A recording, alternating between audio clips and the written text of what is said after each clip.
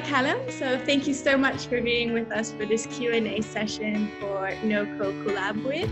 We're going to talk about entrepreneurship today, and we'd love to hear more about LegoLex. So let's start with the interview. What is your story as an entrepreneur, and when was the moment you decided to make your company? Well, to be honest, at the very beginning, I was never really thinking about being an entrepreneur whatsoever. I was very much, since I was young, always thinking about, just wanting to be a big hotshot lawyer. That was sort of the little dream I had when I was younger. And so, came to Spain, started studying law. And then over that time, I was starting to realize, maybe this life might not be for me. It's still interesting. I still, learned a lot in all the experience I had in big law firms. But at the same time, I felt that there's something maybe slightly lacking. And but fortunately enough, I lived with a guy who's 100% entrepreneurially minded. And so while I was living with him, he actually started the company. And so over that time, while I was living with him, we chit-chatted a few times about different ideas. And then once we graduated, he asked me on board. And so I said yes, of course. And it seemed like really good fun and really interesting idea. And so I went from there just part-time.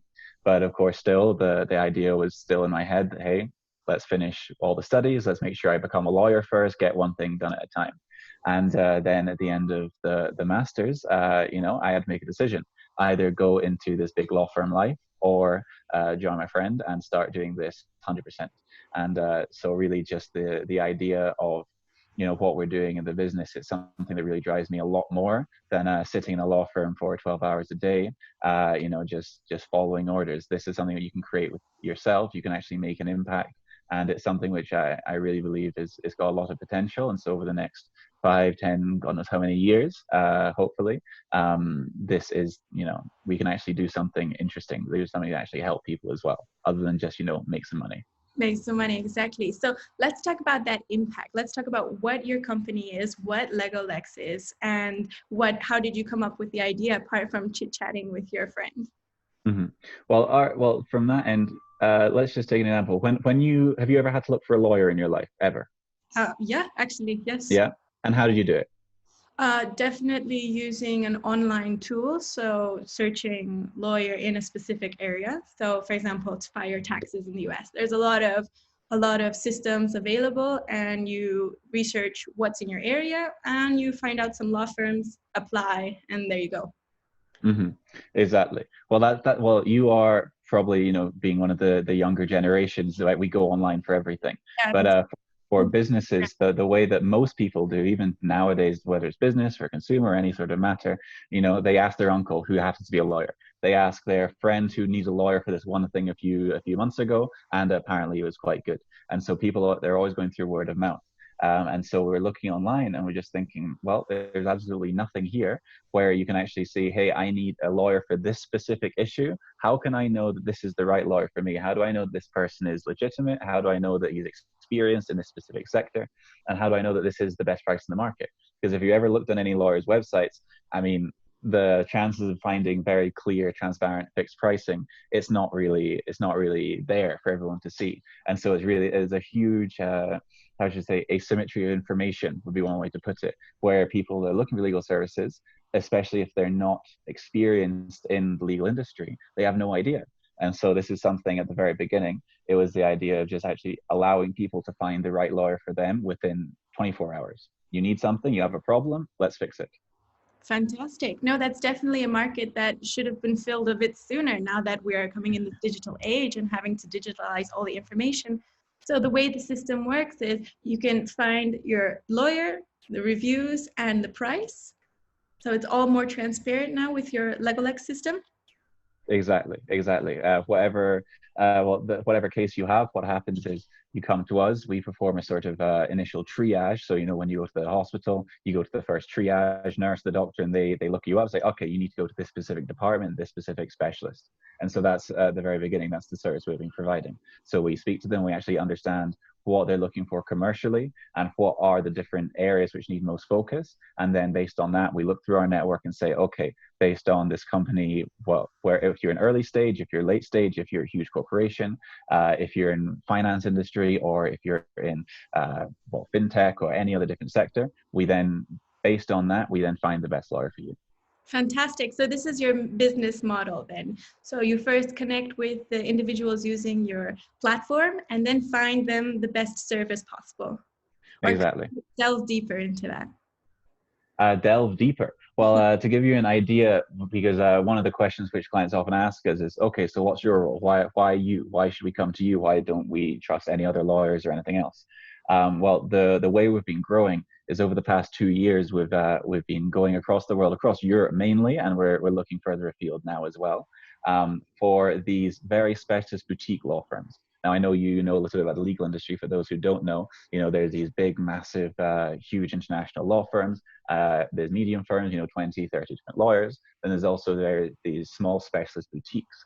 And the thing with these boutique firms is very often they are formed and founded by these big law partners, these huge hotshot lawyers, 20, 30 years experience, they're absolute experts in their industry, but they want to make something for themselves. And so they form this new private practice. They get on board all of these top lawyers that they know and like to work with, and they know that they're specialists as well.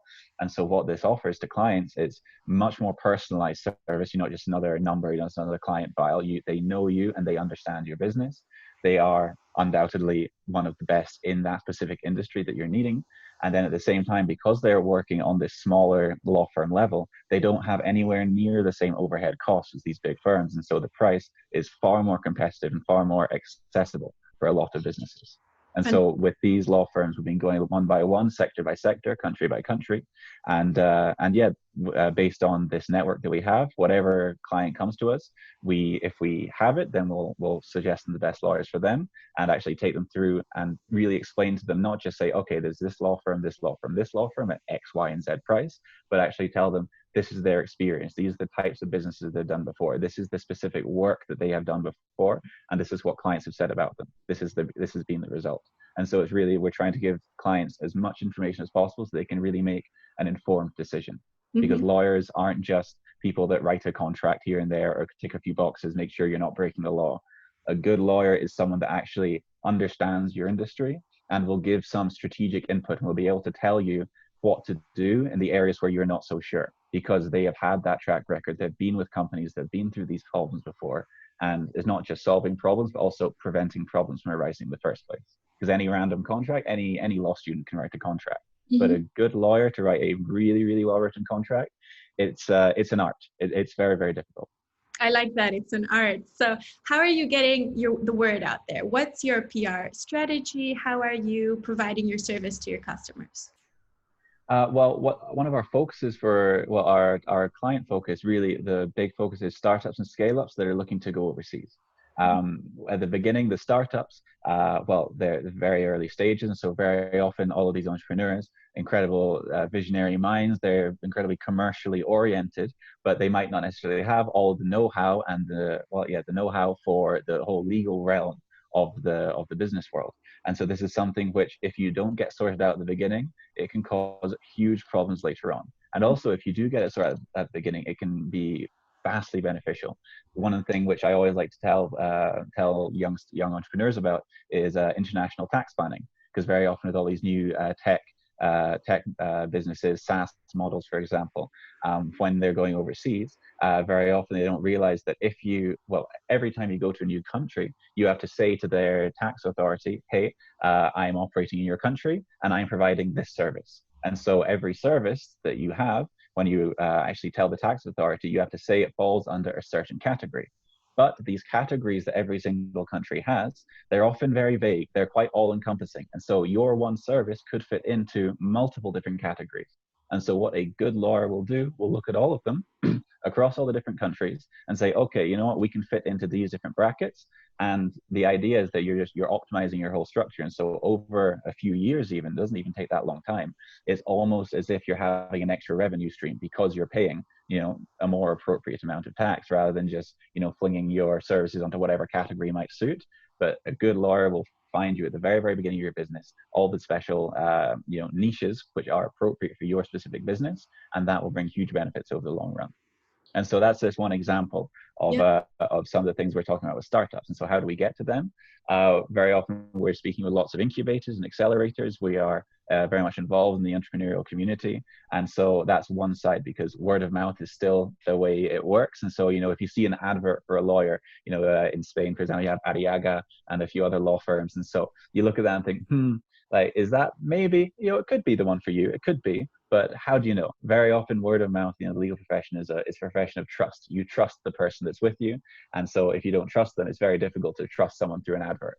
And so very much we're looking for a very organic way to that. And then also on the side of marketing, one of the things which we're realizing is that, it's quite obvious when you think about it, is that people do not know everything about the law. That's why lawyers exist. And so when you're starting a business, it's not necessarily that you need to know everything, but you need to know a little bit you need to know enough so that you can actually navigate the whole situation. And so for our marketing, we've been with all of our top specialist law firms, we've been speaking with all the top partners, and we've been filming podcasts with them. And so we're getting all of this incredible information that all entrepreneurs, all business people should know, and getting these lawyers to lay it out in very plain language, something that isn't all this complex legalese, for example, and we're publishing that. And so the first one we released was about employment law. And so it's all about compliance schemes for labor compliance schemes, so that the company doesn't get in trouble for something that your employees do during the job. There are other schemes such as, the different things to include in the in the employment contract, because if you don't include certain clauses, you cannot fire someone for certain reasons. And there's quite a funny example I think it was in Australia. There's a few other countries that's happened as well, where this employee, it turned out that he was caught watching, and he had downloaded thousands and thousands and thousands of hours worth of pornography during the workday. And so he was watching all of this at work. This was when he was meant to be, talking to clients, typing away stuff in the Excel. And so the boss found him. He said, "Hey, what you doing?" He fired him, but the courts ruled that it wasn't allowed. It was an unfair dismissal, because in the employment contract, they did not say that they could monitor his work devices. And so because they didn't have that clause in the contract, you can't fire him. And if you do fire him, then you have to pay extra money because it's an unfair dismissal. And so it's all of these little things which can so easily be overlooked, because it seems like, well, of course you can't. Well, when it comes to legal contracts, you need to be very, very precise with all of these little details. And so really our marketing strategy is more about education. It's more about saying, hey, everyone should know this. We're not trying to write some little article that gives you, a little taste but doesn't tell you anything concrete. We want to give you concrete information about all the problems that you could face. And then when this does come a problem, or if you want to prevent these problems, we can be there to actually help you out. Fantastic. No, this is great. So everybody's going to get educated in the legal sphere. And can you find these podcasts on the LegoLex.com? On the website right now, no, we're updating the website as we speak, actually, but it is on YouTube and on our LinkedIn profile. Fantastic. Then I'll have to connect those links to this Q&A session. So now let's move on a little bit to innovation. So what does innovation mean to you? And what do you think about the term collaboration for innovation? You've already mentioned a lot of these podcasts and the need to educate. So maybe you can go down that path a little bit. Innovation is one of those words I've grown to hate over the years. Like innovation, disruption, all of those sort of buzzwords. It's something that I get a little shiver down my spine when I hear them. But really, for me, innovation is just about improving what is already there in ways that perhaps people haven't thought of before. In new little, it's like the little eureka moments, like, oh, that was actually why didn't we think of this before? Like, it can be something so simple. That's really innovation. Just improving what's there using different ways, just trying to be a bit creative and thinking, okay, we've got a problem, and so far what we've been doing doesn't work. So what's a new way to do it? And so I think it boils down to that. And then collaboration for innovation. That is just, I would say that's more, I think you have to be very empathetic to really collaborate for it, because I think in the business world, very often people can be, like angry 2-year-olds, mine, everything's mine. Like, people don't like to share. And so collaboration is very much about saying, hey, there's no, me winning does not mean you have to lose. You winning does not mean I have to lose. Let's just work together. Let's move forward. Let's try and align our interests in some way. I think the alignment of interests is essential in that. And so, because if you have two people working together, if they have different interests, then it's going to fall apart at one point or another. And so it's really about aligning interests and trying to move towards some sort of common purpose or common goal. No, that's a really great explanation about that innovation with collaboration. I really highly agree with that. So you've already discussed about your sales and how you are putting your product on the market. So let's move on to your funding. How did you manage to finance a startup from the very beginning? And what was the strategy you employed? So I know you and your co-founder were working on it together from the start. So guide me through that a little. Well, at the very beginning, it was up until now, it's been bootstrapped. And so we took out a loan, and from there, we've been working away. Luckily enough, we have very low overheads, being an online platform business. And so that's been good. And well, right now, we're actually going through a round of funding. And so we know we've been getting clients, and so that's been helping with the cash flow. But still with legal services, especially now with coronavirus, we have had lots of clients that they're in the middle of their procedures, and now over the past 2-3 months, all of the court hearings have been completely postponed. And so if they were, let's for example, perhaps a bankruptcy proceeding or any sort of litigation, then for these sorts of things, it's just we only get the money in once the lawyers actually get the money. And so the lawyers get the money once the job is done. And so now that there's no work being done, we're just sort of waiting for all this to come in. And so really in terms of financing, it's just being sensible with your money, making sure you have mapped out exactly your runway, how much you're spending every single month.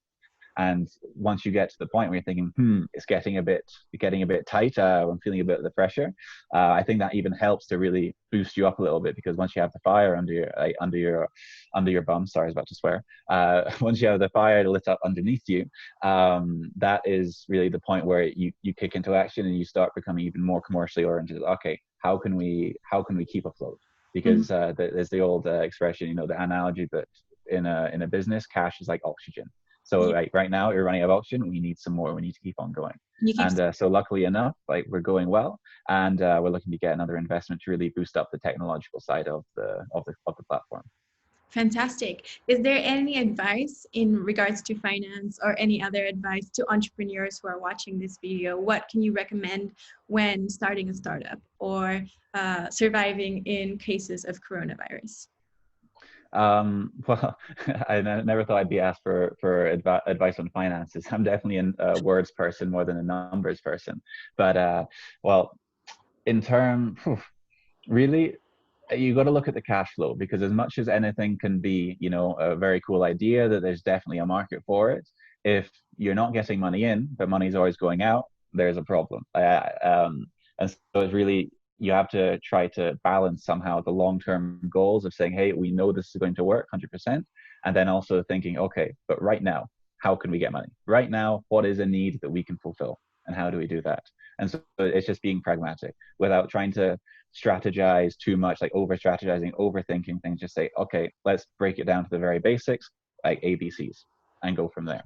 Because I think very often, strategy can sometimes be a very pleasant excuse for procrastination. Because oh, we want to do this, but oh no, strategy. And you're always thinking. Sometimes just do, because you'll learn so much more from doing than sitting in your room and just thinking about stuff.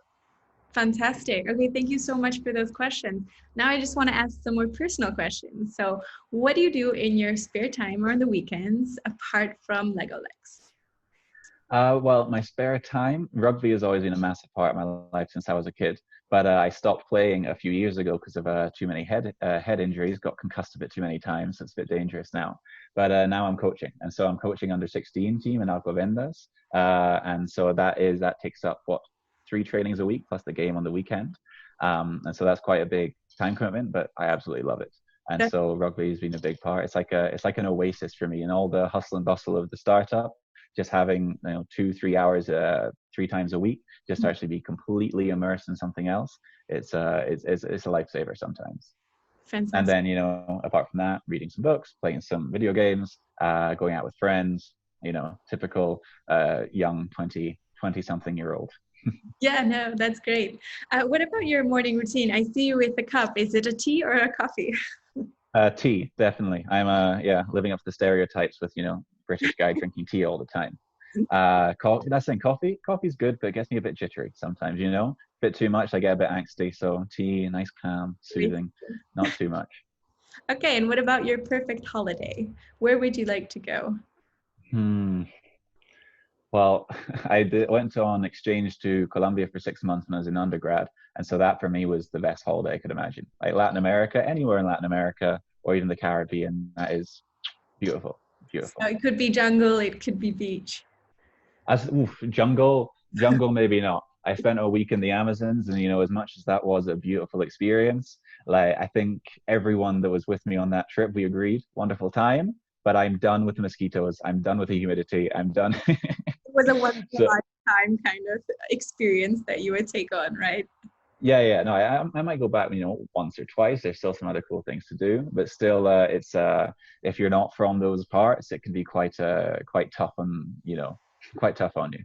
Yeah. Okay. So, what are your golden rules for living? Do you have something that you live by every day that you make part of your life and routine? It's a very profound. Um, Golden rules for living. I would say one of the things I think is very, for startup people, especially for entrepreneurs, make time for yourself. No matter how much pressure there is from the business, no matter how many things there are to be done, because the to-do list is never ending. The to-do list will never end when you have a company. Just making that time for yourself. Maybe if one afternoon you're just really not feeling it and you've been really stressed, just like, will the world end if you put it off till tomorrow morning? No, Mhm. just take the evening off. Just go outside, go for a walk, do whatever you want to do. I think having something else you're interested in as well. For me, that's one of the reasons I had to pick up rugby again.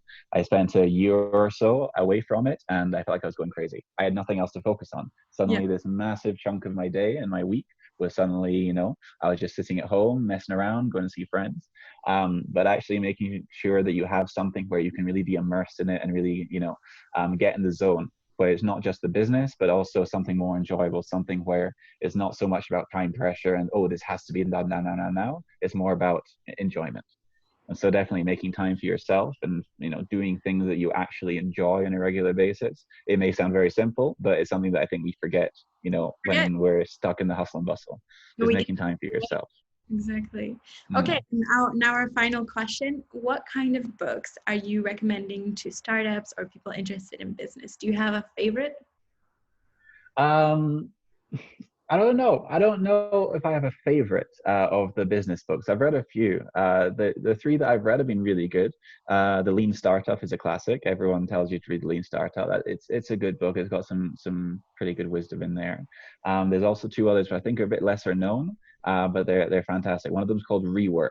Rework it's a very short book actually, and it's just full of all of these tiny little short lessons that these business people have learned over their lives. It's things like you know stuff about like not planning and like stop having meetings, and just lots of little nuggets of wisdom where sometimes they seem very counterintuitive, but when you read and you see where they're coming from, it does make sense. And originals is it's more in some way. There's lots of different stories about these other entrepreneurs and people who have innovated in the past, and it's more about their stories of how they came to do it and how they sold certain things, how they happened to as they say, growth hack a certain industry. It's very interesting little anecdotes about how other businesses come up. So those three are good. But in terms of books I'd recommend reading, I'd say reading is also something where I try to get away from the business world. It's something where I try to actually relax and actually get into something else. And so I'd say really the lots of psychology books. Psychology books are fascinating because if you're in business, very often the thing that changes business, you have to have a good product. Of course, you need to have all your operations sorted. The marketing needs to be strong. The sales needs to be, everything needs to be built on a solid base. But once you start actually getting up and you're talking about partnerships, you're talking about making deals with people, it's very often about the interpersonal connections you make and all of these different people that you meet. And so if you understand psychology a bit more and you actually read into it, there's a lot of things you can take from it which don't necessarily come from business books, but from actually it's just how humans are, what our nature is. And so if you can understand yourself a bit better, if you can understand where other people are coming from a bit better, then perhaps you can connect with them easier. And rather than just having a big network of contacts, I've always hated people say, oh, I've got lots of contacts. Like, they should be friends. You shouldn't be going into some networking thing to make contacts. You should be going just to say hello and seeing who's around, making some friends. And so I'd say definitely read some more on psychology. Plus, even YouTube has amazing videos telling you all about these different things.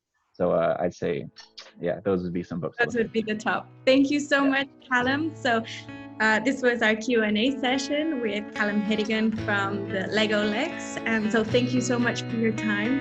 And I hope you guys enjoyed the Q&A session. Thank you very much, Paulina, for having me. It's been a pleasure.